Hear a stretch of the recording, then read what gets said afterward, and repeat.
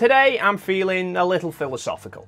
So this video is aimed at any one of you out there who has ever watched a YouTube video by somebody, doesn't matter whether it's me or one of the other million content creators out there, but if you've ever watched somebody else's YouTube video and thought, I'd love to be able to do something like that, do it.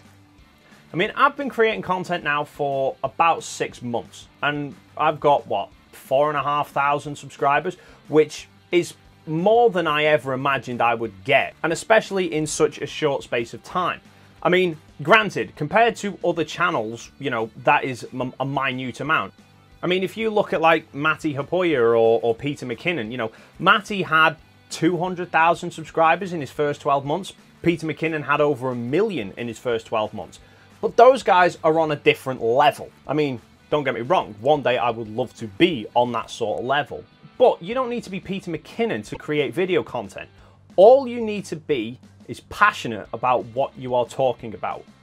Peter creates videos about, you know, photography and videography because that's what he's passionate about.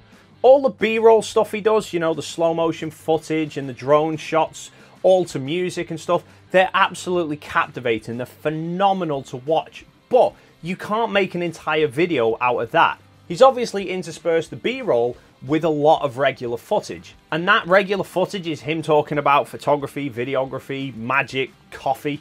Anything that he is passionate about is what he talks about. Because if he's not passionate about it, then he's not going to put any energy into the videos. People aren't going to watch it. You know, it doesn't matter what you want to create content about. You just have to be passionate about it. Could be photography and videography. It could be cars and bikes. It could be games. It could be books. It could be films. It could be about clothes. It could be about food. It could be about how to do the chicken dance. It doesn't matter. You just have to be engaged and fired up about what you are talking about, because all of that energy comes across in the videos. I mean, imagine if I did a video about asparagus, right? I don't give a shit about asparagus. So I could easily create a video about asparagus, but if I don't care about it, then the video is just not going to be engaging to people. Even if it's people who want to see videos about asparagus, they're not going to engage with the video because I don't care about it. So as long as you are passionate about what you are talking about, that energy is going to come across in the video, and the people watching it are going to engage with you because they're sharing your passion. In terms of the quality of the videos and stuff like that, don't worry about it, okay? Honestly, the first video I ever did was shit. In fact, I'll link it there if you want. Go and have a look. It's garbage. You know, I wasn't fully comfortable in front of the camera, the way I edited, stuff like that. You know, all of that is just stuff you pick up over time. I mean, in the 6 months that I've been doing YouTube now, I've probably put up about 60-something videos. It's about one every 3 days I try and do, something like that. So as long as you are putting out regular content, doesn't need to be one every 3 days, it could be one a week or something like that. But as long as you put out regular content, then, you know, the people are going to keep coming back to you. Don't just put out one video, wait 3 months, put out another video, because people will have forgotten you by then. If you're just starting out now, what I would suggest you do is don't dive headlong into shoot a video, upload a video, and then think about the next one. Okay, if you haven't started creating content yet, hold your horses. I like to try and keep a list of ideas for videos that I've got so that I can kind of keep myself reminded as to what topics I want to talk about. If one of you guys makes a suggestion for a video that I like the sound of, I add it to the list.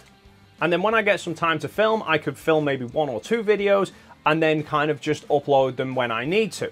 But also, the time that it takes me now to shoot a video and edit the video and get it ready to upload is a lot faster. I had a hair in my eye. But my workflow time has come down massively from when I first started. And that's just because you get into the rhythm of things. You get into the habit of how to set things up. You become more comfortable in front of the camera, so you make less mistakes. Your editing process becomes slicker as well. So when you first start out, it's probably going to take you a bit longer to kind of create the video and get it ready to upload. So what I would suggest you actually do is make a couple of videos before you upload any. Because one, it means that you've kind of already got your workflow that little bit slicker. So future videos that you make after you start uploading are going to be that little bit faster to create. But also it means that you've got a bit of a stockpile. Because you might be thinking, right, tomorrow's the day I'm going to shoot a video, and then tomorrow comes and something appears out of the blue that stops you from being able to shoot a video. So you'd wind up in a blind panic thinking, Jesus, I need to make something, and then you just spout crap for 10 minutes like I normally do. So keep a bit of a stockpile of videos just in case. In terms of the quality of your videos as well, that's going to improve as well. You're not going to create content that pleases everybody. That's just the way of the world, okay? Not everybody is going to like the content you create, even if it's about topics that you like. I know full well that I might have 4,500 subscribers, but I also know how many people have subscribed and then unsubscribed. Just because they probably subscribed to me because of one video, and then the rest of the videos that I put up wasn't to their taste, so they unsubscribed. Fair enough. I'm not going to lose any sleep over it. People who want to be here will be here. You are more than welcome. If you don't like what I put up, then fair enough. There are other people out there who are probably better suited to you. Everyone raves about Game of Thrones. I've never watched it. So don't worry about people not liking you. Obviously listen to people's feedback and think, are they right? Is that something I need to change? I went through the same thing.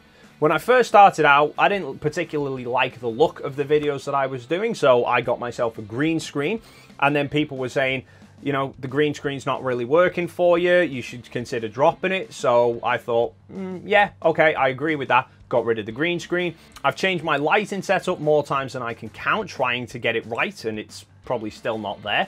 I'm forever tweaking my audio setups to try and stop me clipping the audio out. I will get there one day. So it's all just practice in exactly the same way as photography or anything else is. It's just about practice. You're gonna make mistakes. You have to make mistakes in order to get things right.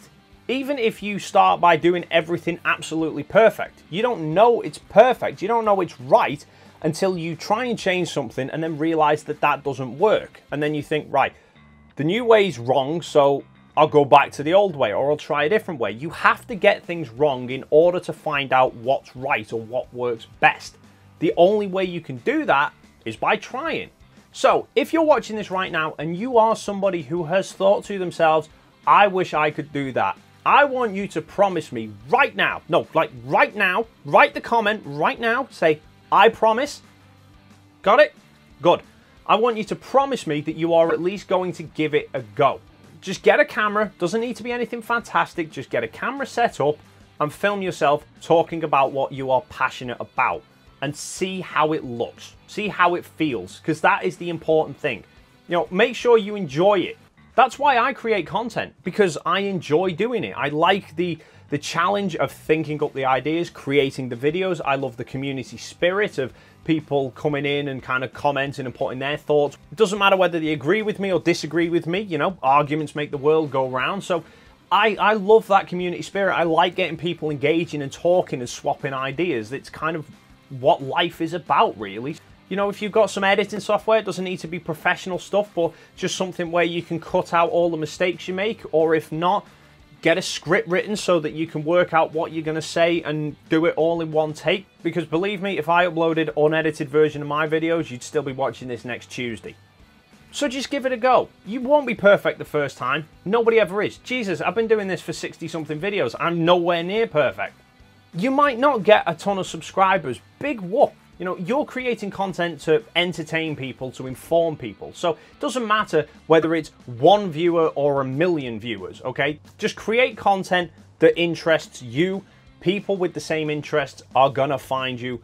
And as long as you are putting out regular content about something you are passionate about, they will follow. So that's it for this video. I want to see lots of promises in the boxes down below. And make sure to include some links as well, because I want to see the content you're creating. Thank you so much for stopping by, and hopefully I will see you in the next video.